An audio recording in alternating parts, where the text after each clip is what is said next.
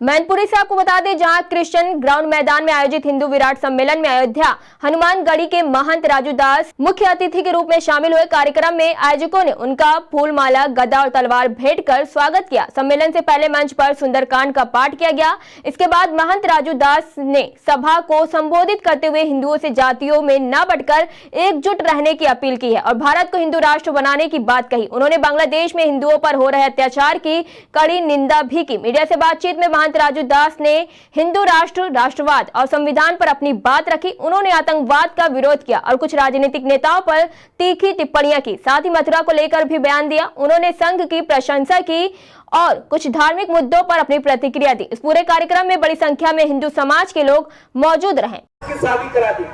वहां के एक हिंदुत्ववादी नेता ने कोर्ट पहुंचा, कोर्ट में गिड़गिड़ाया, रोया। जज ने अनुमति दिया कि हाँ भाई इसके साथ गलती हुई। सोचो, जज ने कहा कि गलती हुई, जज के ही खिलाफ कोर्ट को घेर लिया और जज के ही इस निंदा के तहत कह दिया गया यह जज इस निंदा किया, इसको जीने का अधिकार नहीं है। लेकिन भारत भी एक ऐसा देश है जहां पर हर पंथ, मजहब, संप्रदाय, संस्कृति को मानने वाले सुरक्षित हैं। किसी भी प्रकार से उनको कोई रोक टोक नहीं है।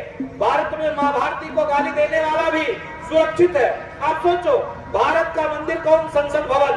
संसद भवन में मैं इस पावन मंच से एक व्यक्ति का नाम लेना चाहता हूँ। एक ओवैसी नाम का राक्षस है जो कहता है कि वंदे मातरम नहीं बोले। सोचो, वह यह कहता हो सदन में बैठकर, बहुसंख्यक समाज के देश में जहाँ कण-कण में भगवान राम की व्यापकता हो, मां भारती के प्रति हर व्यक्ति को इतनी निष्ठा हो, श्रद्धा हो, विश्वास हो, उस देश में एक आताताई राक्षस जो संविधान की चोला पहनकर, डेमोक्रेसी की खाल भेड़िए वाला पहनकर वह संसद भवन में कहता है कि हम भारत माता की जय नहीं बोल सकते, लेकिन वो जय फिलिस्तीन बोल सकता है।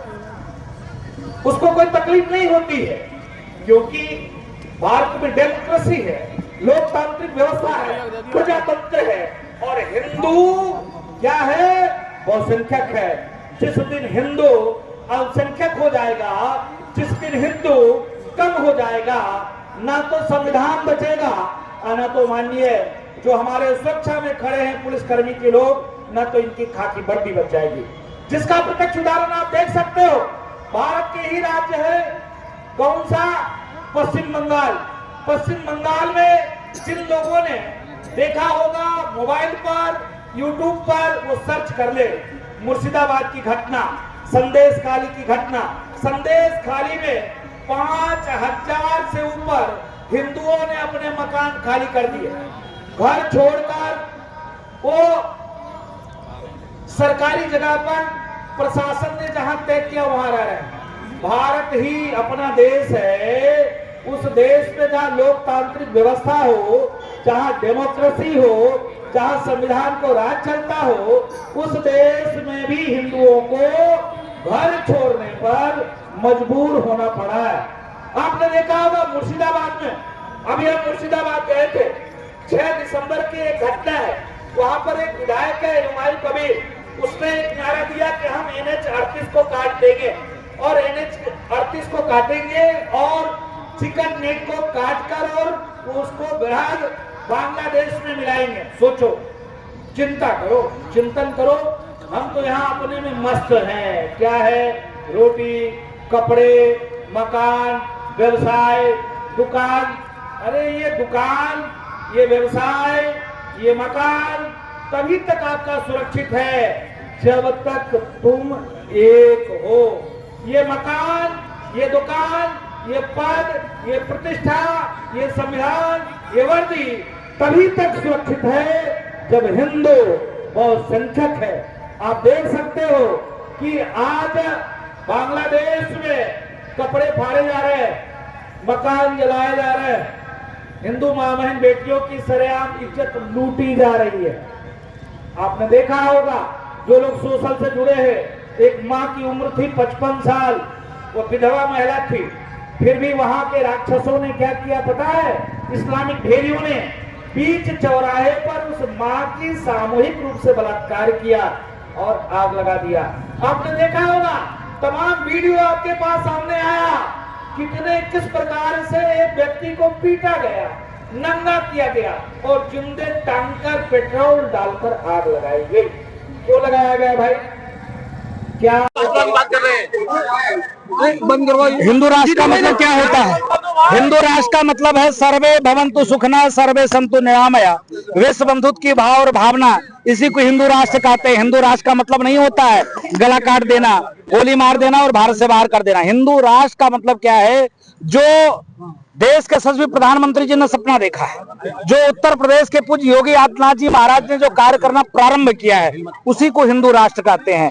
हिंदू राष्ट्र में हर मत, मतांतर, पंथ, मजहब का व्यक्ति शांति पूर्वक रहे, ना तो खाकी वर्दी को छुए, ना तो खाकी वर्दी को फाड़े, खाकी वर्दी को सलूट करे और संविधान के अनुरूप रहे। यही हिंदू राष्ट्र है। लगातार जो है कि हिंदू राष्ट्र बनाने की बात की जा रही है, क्या कारण है? क्या मुस्लिम धर्म के लोगों को आपने आतंकवादी बताया है? हाँ भाई देखो, स्वाभाविक है, हमने मुस्लिम धर्म को आतंकवादी नहीं बनाया, हमने उनको आतंकवादी बनाया जिसको संविधान से कोई मतलब नहीं है, जो भारत माता की जय नहीं बोल सकते, जो वंदे मातरम नहीं बोल सकते, जो खाकी वर्दी का सम्मान नहीं कर सकते, जो जिस देश में रहते हैं उस देश के बहुसंख्यक समाज की भाव और भावना का सम्मान नहीं करते, वो सब आतंकवादी है। इसके नाते हम उन इस्लाम के कट्टरपंथी लोगों को आतंकवादी कहा, जो इस्लाम को भी नहीं मानते, वो तो शुद्ध रूप से वो कट्टरपंथी मजहब को मानते हैं, जो मजहब सबको काटने की बात करता है, भगाने की बात करता है। अभी जो है कि अभी आपने मंच द्वारा कहा जो अवैसी है उनको राक्षस, हाँ, ओवैसी को राक्षस हमने इसलिए कहा कि वो राजनीतिक खाल पहनकर वो भेड़िए के रूप में, वह मंदिर है देश का संसद भवन, उस मंदिर में कहता हो कि हम, जब सुप्रीम कोर्ट का आदेश है राम मंदिर के लिए, और उसने कहा कि हम राम मंदिर को नहीं मानते, आज औलाद अपने बच्चों को बताते रहेंगे ये बाबरी मस्जिद थी, है और रहेगा। ये कोई सांसद कहता है क्या? वो एक संविधान को मानने वाला कह सकता है क्या? जिसने वकालत किया वो कह सकता है क्या? वो सदन का एक कोई सांसद ऐसे भाषा का प्रयोग कर सकता है? वो वंदे मातरम नहीं बोल सकता है, वो तमाम विषयों पर बोल सकता है, लेकिन बांग्लादेश पर बोल दो तो मौन साध लेता है। इसके नाते हमने उसको आतंकवादी कहा। लाकर के जातिवाद फैला रही है। मैं कहा सरकार कौन सी यूजीसी ले आई?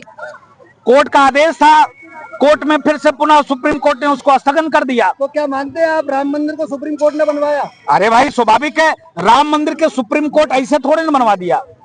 पूरा प्रयास सनातनियों का था, आपका और हमारा। आपने संघर्ष किया, आपने लगातार रातों दिन एक करके हमसे सवाल पूछा कि राजू दास तुम कुर्सी पे बैठ गए, अभी तक तुमने राम मंदिर का निर्माण नहीं किया। ये आपका परिणाम है, आपका प्रभाव है। आपने जो संघर्ष करके सवाल पूछा पत्रकार बंधुओं ने, इस प्रकार से संघ विचार परिवार ने एक लौ जगाई, एक एकता लाया हिंदुओं में। एविडेंस, साक्ष्य, सर्वे, सर्वेक्षण, उत्खनन, वेद, पुराण, शास्त्र, उपनिषद देने के बाद उच्चतम न्यायालय, उच्च न्यायालय, सुप्रीम कोर्ट ने फैसला दिया राम मंदिर के पक्ष में। आप देख सकते हो, राम मंदिर के पक्ष में फैसला देने के बावजूद भी विपक्ष के कुछ कालनेमी थे जो काला टेंट पहनकर कहां पहुंच गए? राष्ट्रपति महोदय के पास। उन्होंने कहा अभी इस फैसला का स्थगन कर दो, आदेश बदल दो, इससे फायदा मिलेगा बीजेपी। करे भाई, बीजेपी राम जी के ही क्या राम जी सबके नहीं है क्या? कितने जाहिल, कितने पागल लोग हैं। तो मैं इसलिए कहता हूं, संघ विचार परिवार ने लड़ाई लड़ी, हिंदू जनमानस ने एकता दिखाई,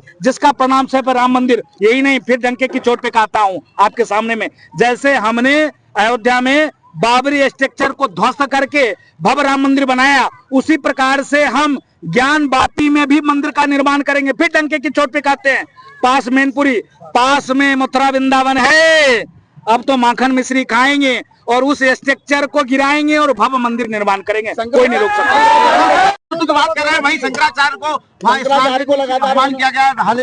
मैं निवेदन पूर्वक प्रार्थना करना चाहता हूं, संत के चोले में पहले तो मैं उनको प्रणाम करता हूं, लेकिन वो भेड़िए के खाल में जिस प्रकार से संत के चोला पहनकर वहां राजनीतिक रोटी सेक रहे थे, इतना शुद्ध स्वच्छ वातावरण, वहां लोग मां गंगा के निर्मल जल में पहुंचकर वहां यज्ञ कर रहे थे, अनुष्ठान कर रहे थे, और तुम पहुंच गए पुलिस वाले की वर्दी फाड़ने के लिए, मारने के लिए। अरे आपको तकलीफ इनसे था तो ये सस्पेंड हो गए, ये लाइन हाजिर हो गए।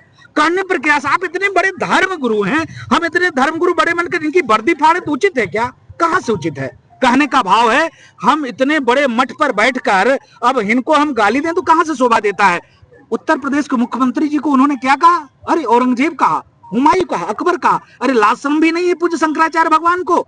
कम से कम अपने उस गद्दी की महिमा को जानो, अपने आप को पहचानो, आपका जो स्वरूप है उस स्वरूप का उपकार और काम करो, आपका सम्मान है। लेकिन अगर आप किसी राजनीतिक दल के गोद में खेलोगे तो हम नहीं छोड़ेंगे, फिर डंके की चोट पे कहते हैं, फिर नहीं बचोगे। शंकराचार्य जी ने कहा है 40 दिन में अपने हिंदू होने का प्रमाण देंगे। 40 दिन में अपना प्रूव करें कि हिंदू जैसे शंकराचार्य जी एक पीठ के शंकराचार्य हैं, वैसे पूज्य योगी आदित्यनाथ जी महाराज एक पीठ के धर्मगुरु हैं। मुख्यमंत्री तो बाद में है, पहले वो एक पीठ के धर्मगुरु हैं। उनसे तुम सर्टिफिकेट मांगोगे?